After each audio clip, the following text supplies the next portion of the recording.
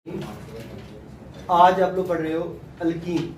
तो अल्कीन के आज आप प्रेपरेशन पढ़ रहे हो। इनके प्रेपरेशन के डिफरेंट मेथड्स हैं। आज आप 3 डिस्कस करोगे। तो अल्कीन्स बेसिकली होते क्या? अल्कीन्स अनसैचुरेटेड हाइड्रोकार्बन है विद फार्मूला ऑफ CnH2n। जितनी कार्बन की तादाद होगी ना, हाइड्रोजन की तादाद उससे डबल होगी। जैसे ethene, you know, C2H4, propene C3H6 and so on. तो आप अल्कीन को बना रहे हो नंबर 1 फ्रॉम अल्कोहल। अल्कोहल वो फंक्शनल ग्रुप होते हैं जिसमें OH मौजूद होते हैं। लाइक अल्केन है, अल्केन का एक H हटा दो, अल्काइल बनेगा ना, उसे आप R कहते हो, और उसके साथ OH लगा दो, अल्कोहल। तो alcohols are with a functional group of OH, R CH2OH, alcohol. इसमें जब कोई डिहाइड्रेटिंग एजेंट डालेंगे like alumina at temperature of 340 to 450 degree centigrade, तो फंक्शनल ग्रुप निकलेगा और इससे अगले कार्बन से H निकलेगा। जैसे आप देखिए, ये OH और यहां से H निकला तो वाटर बन गया। जब इधर से H निकला तो एक बॉन्ड की कमी, यहां से OH निकला तो एक बॉन्ड की कमी, और उन्होंने दरमियान में बना दिया डबल बॉन्ड। यहाँ पे एक पॉइंट बड़ा जरूरी है, you should be clear about that, कि OH जिस कार्बन के साथ लगा होता है ना, उसको अल्फा कार्बन बोलते हो, और उससे जो अगला कार्बन होता है उसे बोलते हो बीटा कार्बन। मतलब OH निकलेगा अल्फा कार्बन से और H निकलेगा बीटा कार्बन से, क्योंकि अगर दोनों के पास डेफिशिएंसी होगी ना तो डबल बॉन्ड बनेगा। जस्ट इमेजिन कि हर कार्बन ने कितने बॉन्ड बनाने हैं? 4 बॉन्ड बनाने हैं। इसके 4 बॉन्ड हैं, 2, एक इधर 3 और एक इधर 4। इसके भी 4 हैं, 2 हाइड्रोजन, एक इधर 3 एक इधर 4। इसका OH निकला तो एक बॉन्ड कम हो गया, इसका भी H निकला तो एक बॉन्ड कम हो गया, and that deficiency is going to be make up by producing a double bond. ये अल्कीन है। लिहाजा इससे आप बोल रहे हो डिहाइड्रेटिंग एजेंट।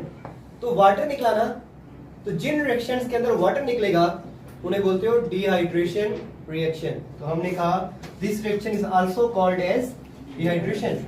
और जो बड़े अच्छे डिहाइड्रेटिंग एजेंट हैं उनमें शामिल है sulphuric acid, alumina, magnesium perchlorate, phosphorus pentoxide और नाइट्रिक एसिड, और भी हैं। इसके अलावा भी हैं डिहाइड्रेटिंग एजेंट, लेकिन हमने चंद एक को मेंशन किया। और यहाँ पे देखा ना, dehydration is done by alumina.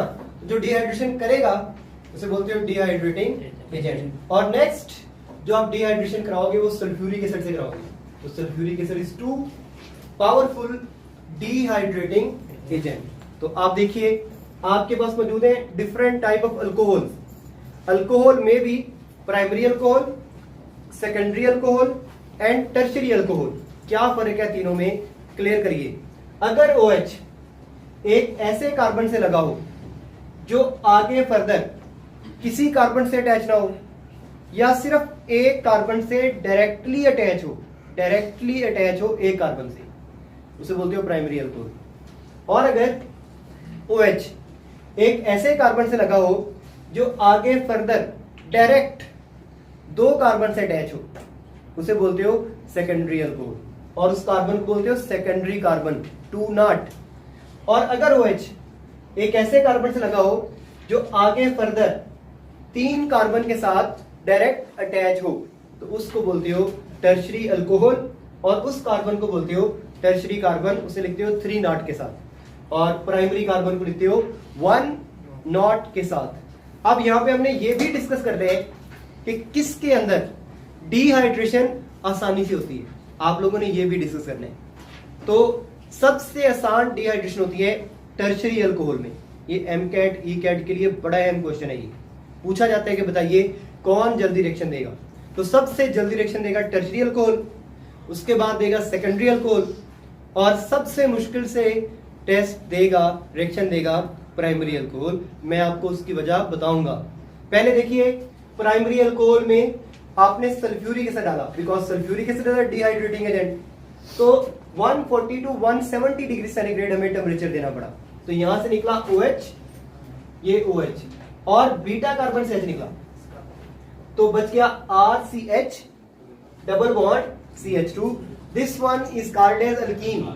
देखिए अगर R स्पेसिफाई होता ना तो हम उसका नाम लेते, लाइक R होता मिथाइल, R मिथाइल होता, तो इसका नाम होता 1 प्रोपेनोल। क्या होता बेटा?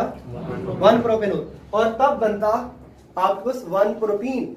लेकिन यहां तो स्पेसिफाई नहीं है कि R क्या है, तो आपने फिर इधर कहा अल्कोहल और यहां कहा आपने अल्कीन, और फिर जब सेकेंडरी अल्कोहल होगा, अब sulphuric acid is just 60%, dilution पर भी ये रिएक्शन दे सकता है 60%। पहले की निस्बत डाइल्यूशन हुई है, पहले 80% था ना, अब उसको थोड़ा डाइल्यूट किया, 60% पे लेकर आए, और टेम्परेचर इज 100 डिग्री सेंटीग्रेड। तो इधर से OH निकला, यहां से OH निकल गया, और ये भी बीटा कार्बन है, ये भी बीटा कार्बन है, किसी एक से H निकाल दीजिए, लाइक आप कहते हो यहां से H निकल गया, तो बाकी बचा CH3 CH double bond CH2। This one is going to be called as 1 propene.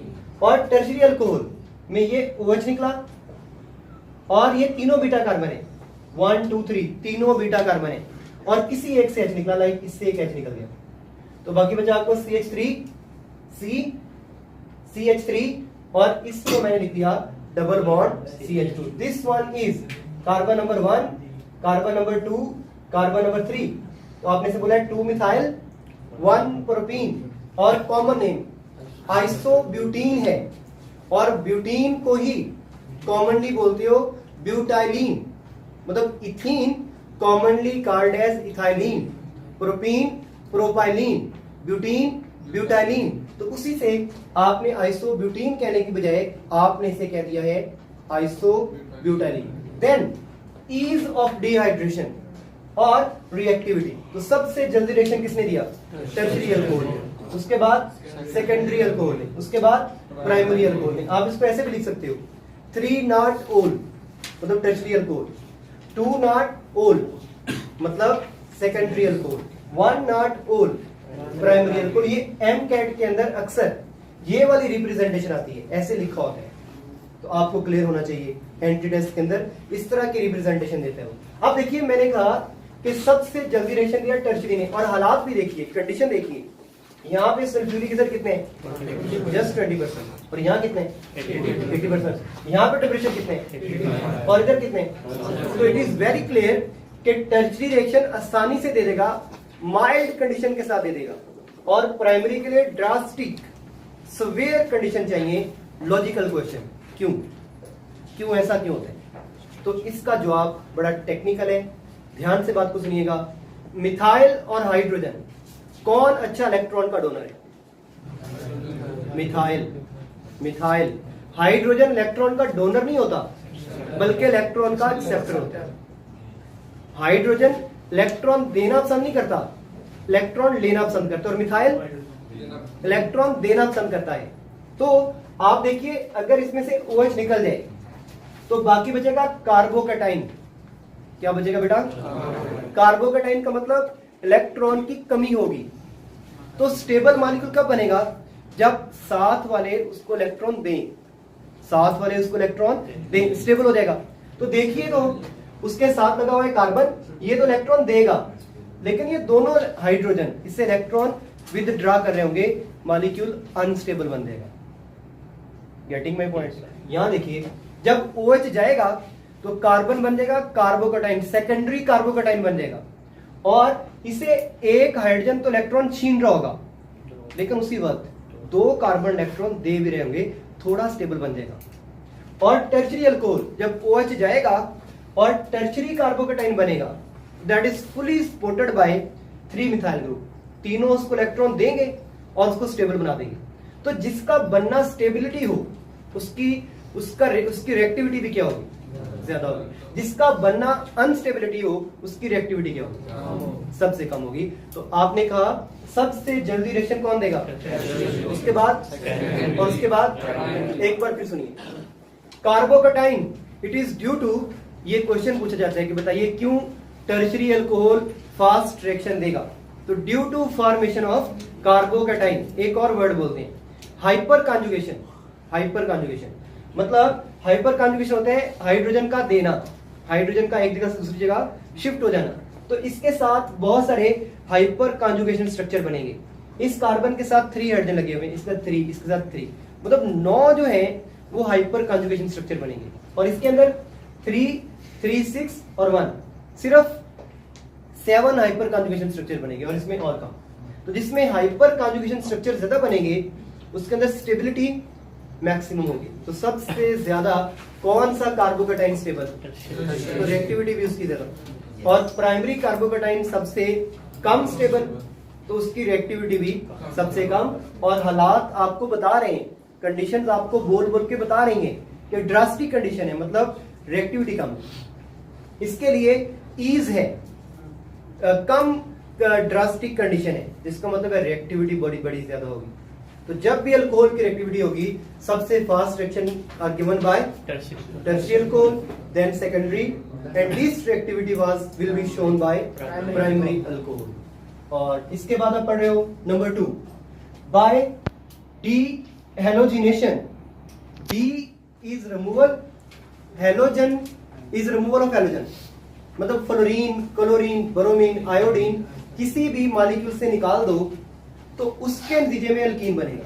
जैसे आप देख रहे हो कि 2 कार्बन एडजेसेंट कार्बन के पास क्लोरो है, तो आपसे बोलते हो 1,2 डाइक्लोरोइथेन, 1,2 डाइक्लोरोइथेन। इसमें जब जिंक डालेंगे और मेथनॉल एज अ कैटलिस्ट, तो जिंक इन दोनों क्लोरो को निकाल देगा। तो यहाँ पे एक डेफिशिएंसी, एक दूसरी डेफिशिएंसी यहाँ पर, और उनकी डेफिशिएंसी जो एक एक बॉन्ड की है that is make up by producing a double bond. तो क्या बन गया हुआ है, इथीन बन गया plus zinc chloride. And such type of alcohol are called as vicinal dihalide. Vicinal means adjacent. अगर 2 हेलोजन एडजेसेंट कार्बन पर हो तो ऐसे डाइहैलाइड को बोलोगे विसिनल डाइहैलाइड। और अगर दोनों हेलोजन एक ही कार्बन पर हो तो बोलते हैं जेम डाइहैलाइड। आप जेम अभी नहीं पढ़ रहे हो, आगे पढ़ेंगे हम, लेकिन एडजेसेंट कार्बन के ऊपर 2 हेलोजन है, आपसे क्या बोल रहे हो, विसिनल डाइहैलाइड। और विसिनल होना क्यों जरूरी है, इसलिए कि आप जरा इसको देखिए। अगर ये कंडीशन होती कि आपके पास 1,3 डाइक्लोरोप्रोपेन होता और ये क्लोरो निकल जाता, ये निकल जाता, तो क्या ये आपस में डबल बॉन्ड बना पाते? बिल्कुल भी नहीं। इसीलिए क्लोरीन का एडजेसेंट होना जरूरी है। अगर क्लोरीन एडजेसेंट होंगे तो उनके निकलने से बाआसानी डबल बॉन्ड बन जाएगा। तो इसलिए हम कह रहे हैं कि कौन सा डाइहैलाइड होना चाहिए, विसिनल डाइहैलाइड। और जब उसकी डीहेलोजिनेशन करेंगे तो that will yield alkyne, that is the second reaction. Third, that is dehydrohalogenation. D is again removal, hydrogen, halogenation, halogen. तो अगर आप एक मॉलिक्यूल से हाइड्रोजन भी निकाल दो और उसके एडजेसेंट कार्बन से हेलोजन भी निकाल दो तो उस रिएक्शन को बोलते हो डीहाइड्रोहेलोजिनेशन। जैसे देखिए आपके पास है कार्बन नंबर 1, 2 कार्बन है और क्लोरो लगा हुआ है, आपसे बोलते हो इथाइल क्लोराइड। और जब इसमें अल्कोहलिक KOH डालोगे, अल्कोहलिक KOH, तो अल्फा कार्बन से हेलोजन निकलेगा और बीटा कार्बन से, यू नो ना, जिस फंक्शनल ग्रुप जिस कार्बन के साथ लगा हो उसे क्या बोलते हो, अल्फा कार्बन, और उससे अगले को क्या बोलते हो, बीटा कार्बन। अल्फा कार्बन से हेलोजन निकल जाएगा और बीटा कार्बन से हाइड्रोजन निकल जाएगा, तो दोनों कार्बन पर एक एक बॉन्ड की कमी है, and that is make up by producing a double bond, ethene बना। अब यहाँ पर एक थोड़ा कंफ्यूजन होती है आप लोगों को, वो क्लियर कर लीजिएगा।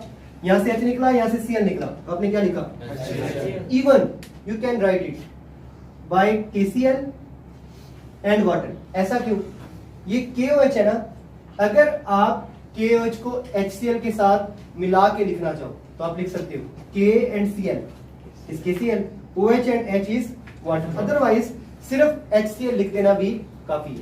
अगर यहाँ ब्रोमाइड होता तो ये क्या बनता, HBr, और इधर KBr, और ये वाटर।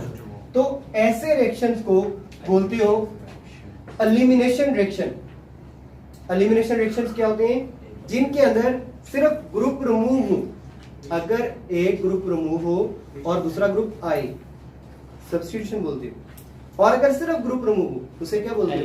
एलिमिनेशन। तो आपने देखा ना, यहाँ से क्लोरो निकला, यहाँ से H निकला, what it is going to be guarded. यहाँ से क्लोरो निकला, इधर से भी क्लोरो निकला, एलिमिनेशन। और आपने डिहाइड्रेशन पढ़ा ना, डिहाइड्रेशन में भी आपने पढ़ा कि एक तरफ से OH निकला और एक तरफ से H निकला, वो भी क्या था? Elimination reaction. और एलिमिनेशन रिएक्शन उनमें होंगे जिनके अंदर अनसैचुरेटेड प्रोडक्ट बनने हो।